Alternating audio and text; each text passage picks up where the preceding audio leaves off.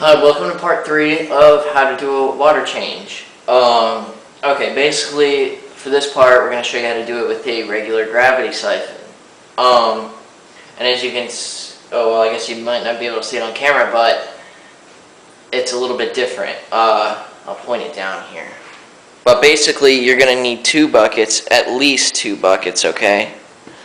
Rather than like I had the one just to fill the tank with the python.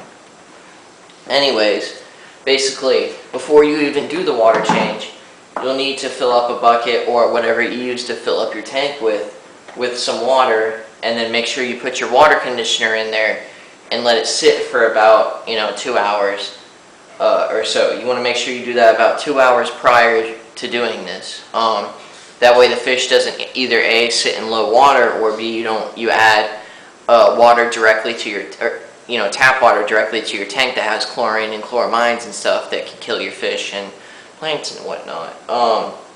So make sure you let it sit for at least 2 hours. Usually it's better to sit, the longer is usually the better, but like I mentioned in the other video where I had the the pump in the bucket, is if you leave it for maybe 24 or 48 hours or longer, you might start getting stagnant water. Your water might start stinking. You might start getting mold or something in there. So if you're going to leave it for over a day, you might want to put some kind of power head or pump in there just to circulate the water. Alright, and then as you can see here, we have another bucket, and basically this bucket is to catch your dirty water. Because the python just drains it down the drain or wherever you have it, because it's connected to a sink or a drainage system.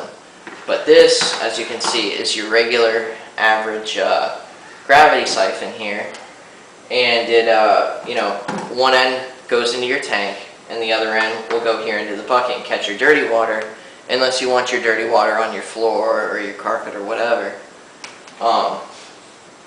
And this one right here is just your average one. I know they have ones with like hand pumps on them and stuff, but I don't have one of those. Usually the hand pump's just going to be somewhere in the middle here, and basically it'll just pump the water up for you. You basically just hold your thumb on the back here and pump it and let it rip once the water gets through.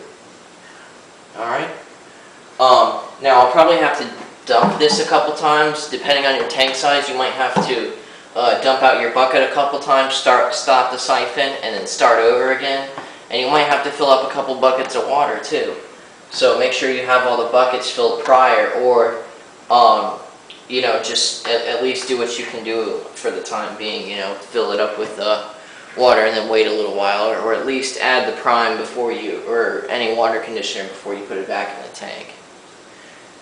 All right.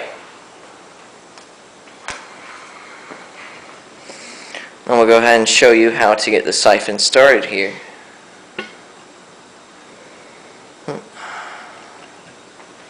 Okay. Now what you're going to want to do is make sure this end is going to be where you'll be able to drop it in real quick down here, alright? There's a few different methods to getting the siphon started, alright?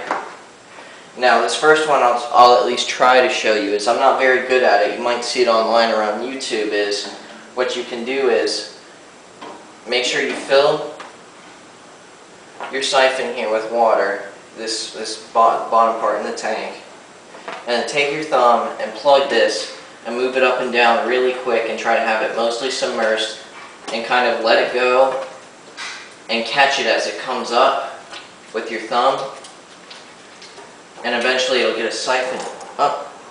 Yeah, see, I got some water out, but I'm definitely not the best at this method. I almost have it, but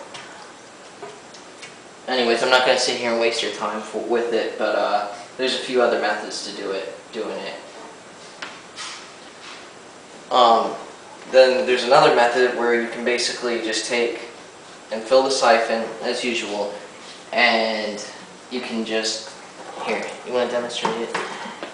Oh, never mind, I already got it started. Here. Come on, come here. That was too easy. Here, you want to show me your method? Alright, he's going to show you his method. This is like... Thumb over.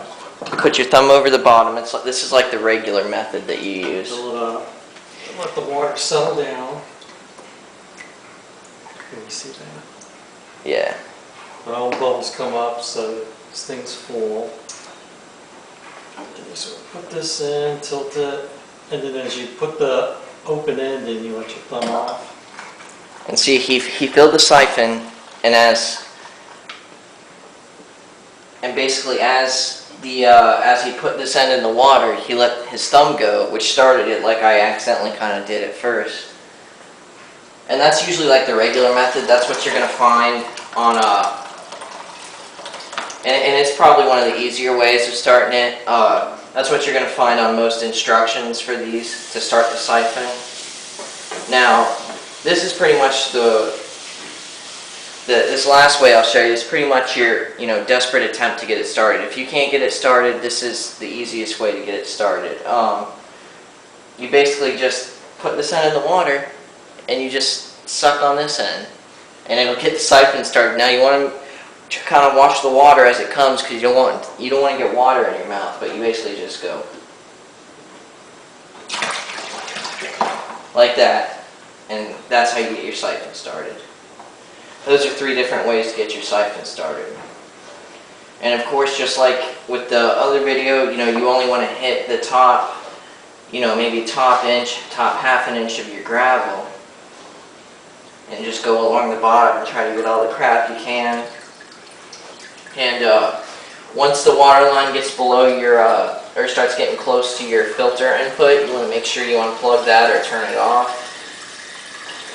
As you can probably hear mine's starting to make noises because the water level's getting pretty low. But yeah, you'll just take it around and do this, and you don't have to remove your decorations, unless you want to. I would say every once in a while you should, but you don't have to remove your decorations unless you had fish in there before you put your decorations in there, or it just moved your decorations around. So I wouldn't worry about that. And if you have plants or something, you can just go over it kind of like this and try to be gentle with them and kind of just siphon whatever's on the leaves or whatever's in between them. But like I said, every once in a while you should remove them. Alright? And of course, if you're just doing your regular routine water changes, you only want to change about 20 to 30% of the water at a time. And you want to do that depending about every week to once every 2 weeks. Of course, like I said, highly depending on what you have in the tank and whatnot. Alright.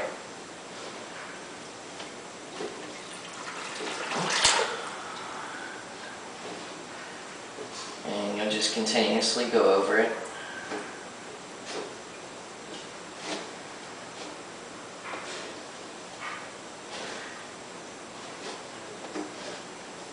And you'll see how much crud is coming out, which is good. That means you're getting the crud out of your tank, and you'll see how dirty your stuff really is.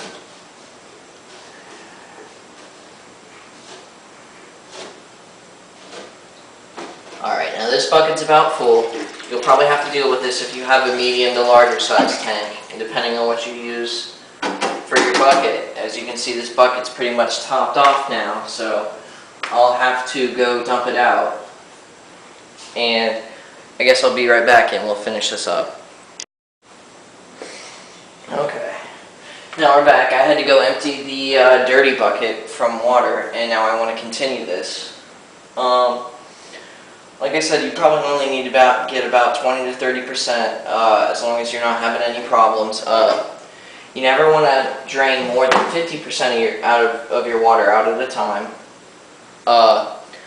And when your water's down, when you finish sucking out your water, that's probably a good time to, as I probably mentioned before, change your salt, add salt, maybe do some, plant trimming or gardening. Also a good time to, maybe do some algae scrubbing, and anything like that that'll be easier to do when your water level's down. Alright. I guess that's about it. I guess there's no really use in you just seeing me drain or clean the rest of my water, I'm guessing you get the idea, alright?